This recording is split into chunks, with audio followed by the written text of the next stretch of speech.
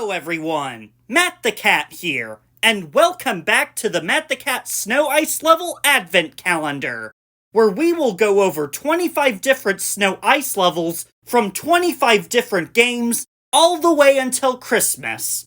We're on day 3, and we'll be taking a look at Pikmin 2, Level of Choice, Valley of Repose.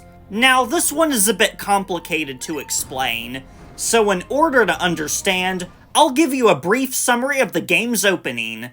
This game takes place right after Pikmin 1, where Olimar escapes PNF 404 and returns to planet Hokate. When he gets back home, the president informs him that his company is going bankrupt. After tasking newcomer Louie to hoard a shipment of golden Pikmin carrots, he loses them after being attacked by ravenous space bunnies. Which, by the way, is complete bullshit. He ate all the carrots. In order to pay for the damages, the president had to take out a massive loan, but has no way of paying them back. Luckily, Olimar brought back a souvenir, and it turns out it's worth a lot. So the president sends Olimar back to PNF 404 with Louie to collect as much treasure as possible to pay off the debt. He didn't even get to say hi to his family! Okay, recap over. Well, unfortunately for Olimar, he crash lands again, and loses Louie in the process. The level starts off giving you tutorials on how to play.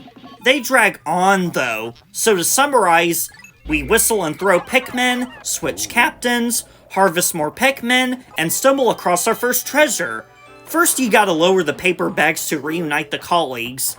Then you gotta carry the Bulborb corpse all the way to the onion. Hurry up!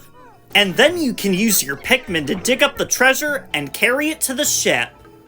Oh man, I know it's teaching us how the Pikmin work, but the game starts off so slow.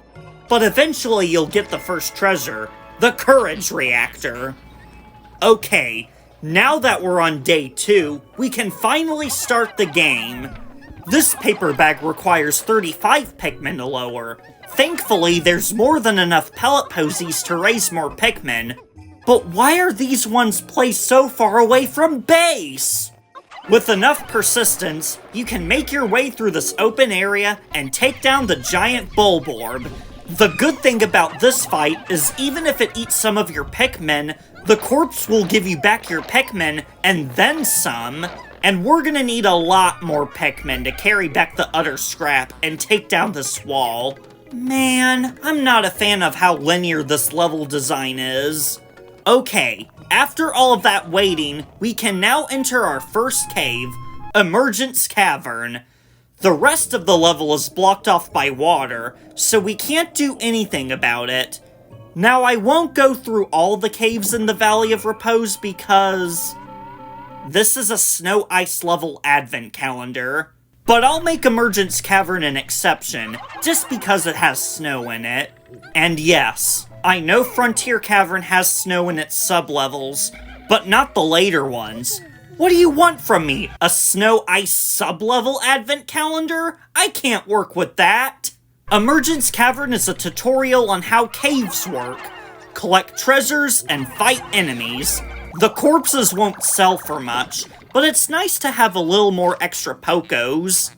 There's no time limit in these caves, making them more focused on Pikmin management rather than time management. There's usually a boss in the final sublevel, but don't worry, this game won't be mean to you. Yet. Oh look! Convenient treasure! What? But this game has a limit of 100 Pikmin on the field! How am I supposed to carry it? The answer is with these.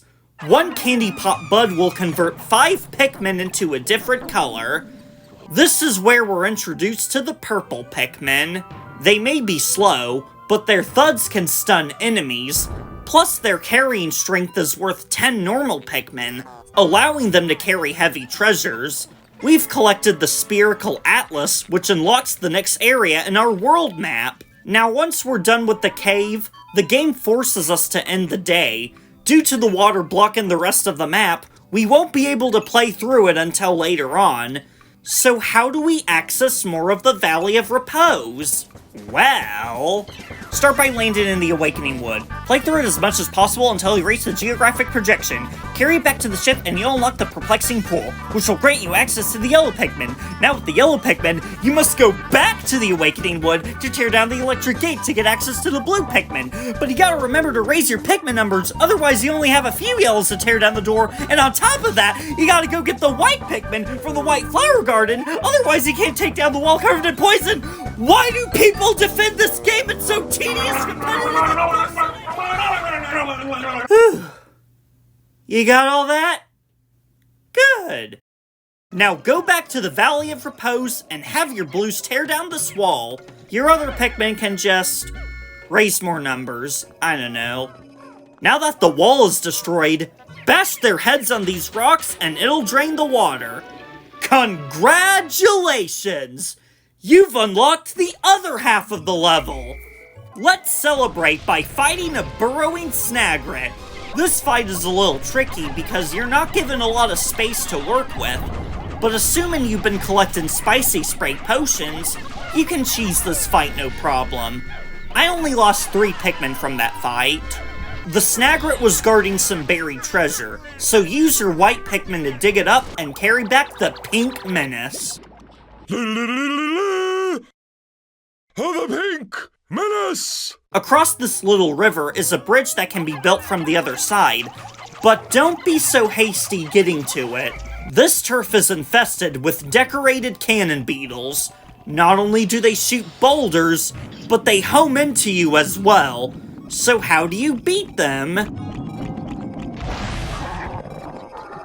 Just lure the boulders to them.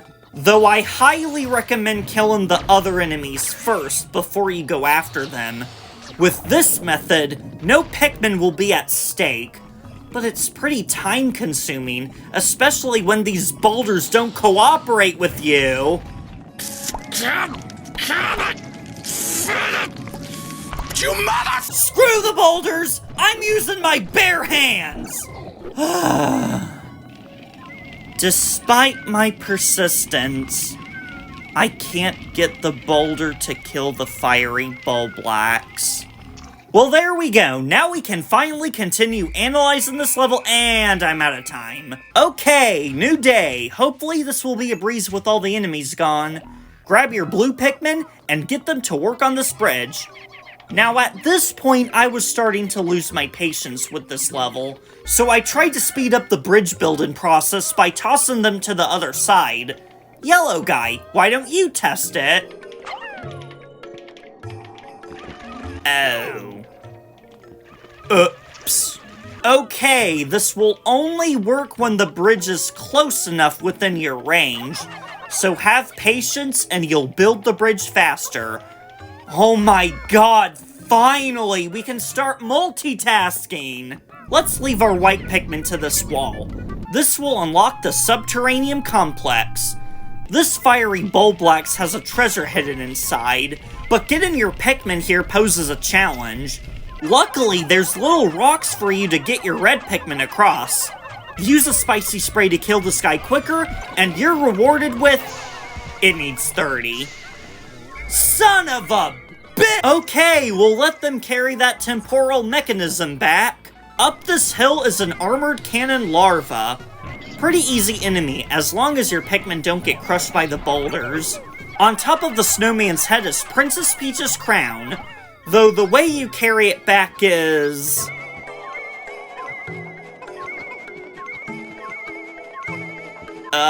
yeah, like that. It truly is unspeakable wonder. Oh yeah, I almost forgot. There's buried treasure next to this drained lake. It's a spicy alien treat. And for our last overworld treasure is the spare statue on top of this ledge. The key is using the yellow Pikmin to reach the height. And with the fossilized Ursidae collected, all we have left are the caves.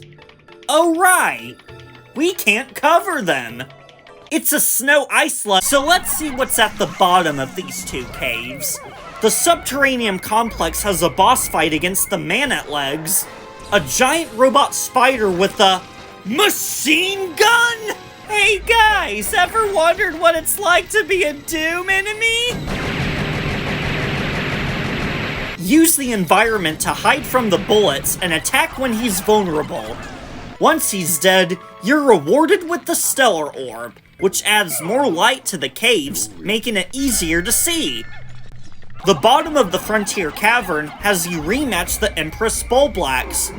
Though it's not the boss that's harder, it's these baby larvas. These guys are an absolute nightmare. One bite can easily eat your Pikmin, and there's so many of them.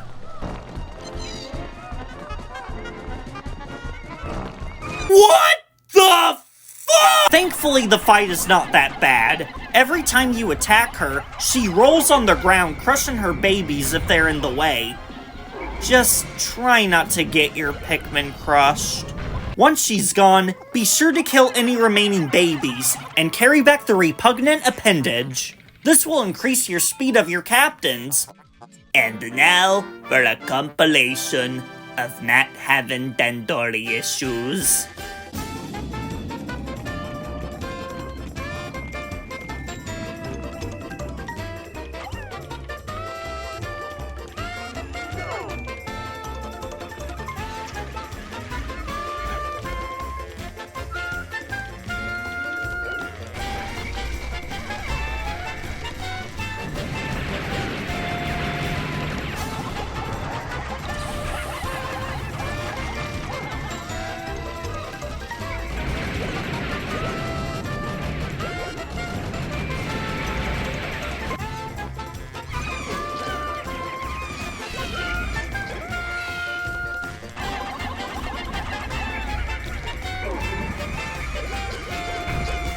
Overall, Valley of Repose is pretty mid.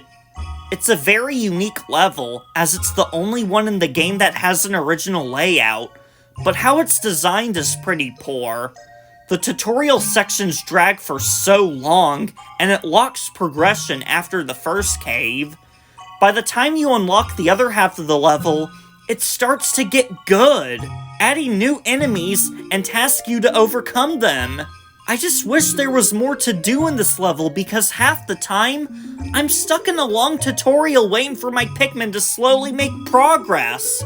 Pikmin 3's Garden of Hope also locks another part of the world, but at least there was plenty to do in the first half. Here, I'm just sitting here, wondering, waiting. What could possibly be beyond the limits? Whew. That was a lengthy day 3. Thank you guys so much for watching this episode of Matt the Cat Snow Ice Level Advent Calendar, and I'll see you on day 4. Meow meow!